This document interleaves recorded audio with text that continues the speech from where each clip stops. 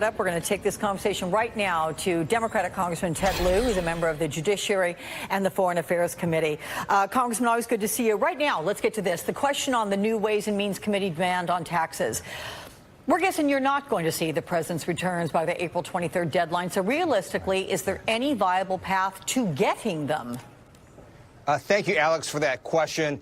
I would be very surprised if the White House complied with this request. They have been stonewalling every single congressional request, and that is unheard of with any administration.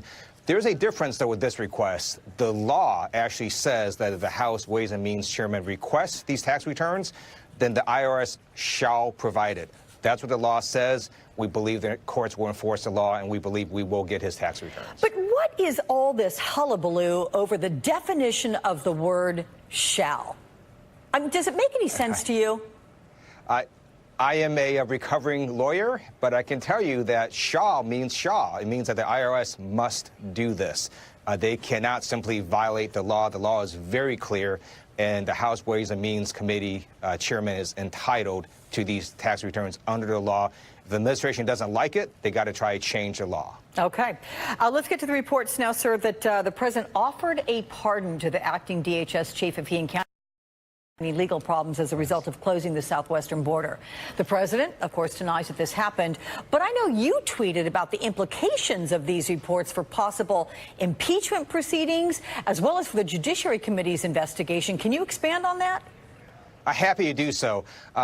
On the Judiciary Committee, we are currently investigating attacks on the rule of law by Donald Trump, including issues such as dangling pardons, obstruction of justice, witness tampering.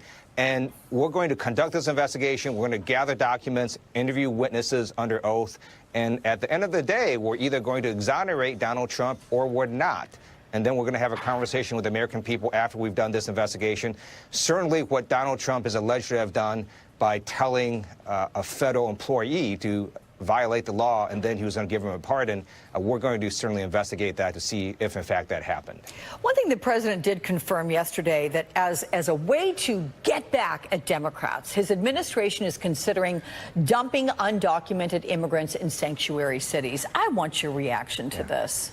So why is the president all of a sudden tweeting about this crazy idea? I think it's to distract from the fact that he has a failed immigration policy. He has a failed health care policy. Right now, he is in court trying to eliminate pre-existing conditions health care coverage for Americans.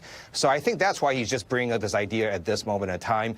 And the idea itself seems to show that he doesn't really understand how many sanctuary jurisdictions there are. It's not just California. You have states such as Colorado, Iowa, Florida, Pennsylvania, Georgia.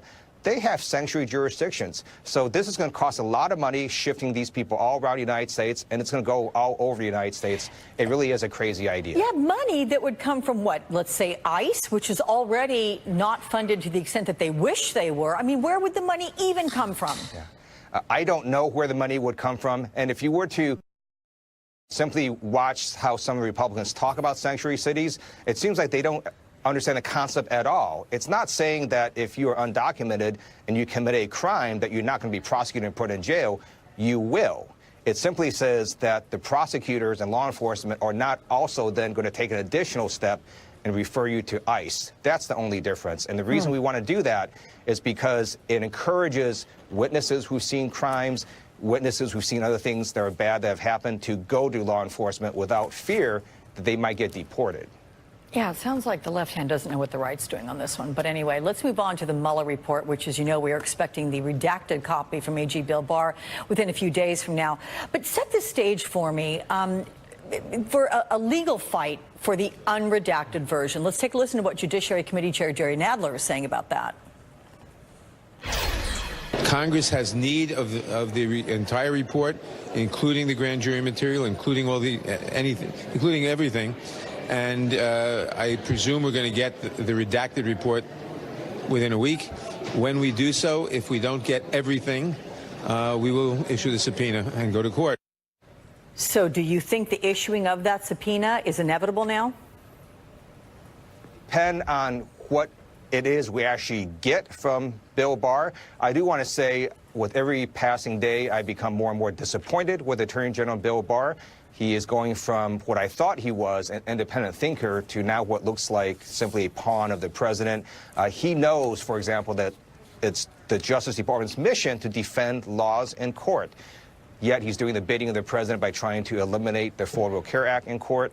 He also used the word spying when he talked about what was authorized surveillance by 4 FISA judges who also happen to be Republicans in terms of issuing these surveillance warrants.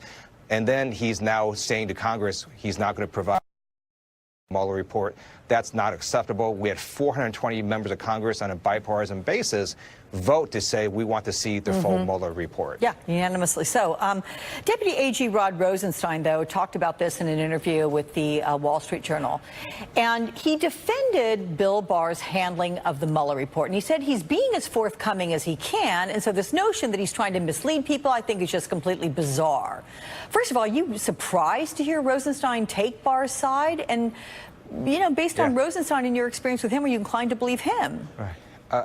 I am surprised by Deputy Attorney General Rod Rosenstein's remarks, because if you look at the public reporting, you had members of Robert Mueller's own team basically expressing discomfort and somewhat alarm at the way that Bill Barr characterized the Mueller report in his very brief 4-page summary.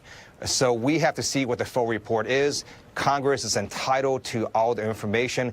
I understand the Department of Justice has their own internal policies and regulations, but those don't apply to Congress. Under the separation of powers, the framers gave Congress the sole power to impeach the president. And for us to make that decision, we actually need to see all the evidence.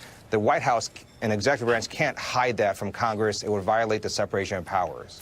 I have got to ask you about the House Judiciary Committee's hearing on white nationalism and that clip of you and Candace Owens. I mean, you've seen it. It has racked up millions of views now on social media.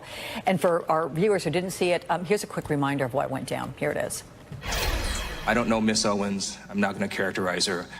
I'm going to let her own words do the talking. Whenever we say nationalism, the first thing people think about, at least in America, is Hitler. You know, he was a National Socialist, but if Hitler just wanted to make Germany great and have things run well, okay, fine.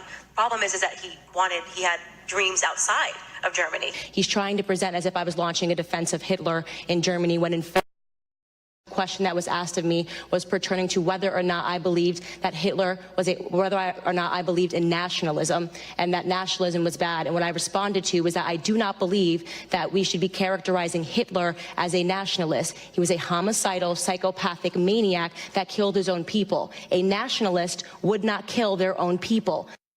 I'm curious about how this all played out. Were you expecting the way it did? Thank you, Alex, for that question.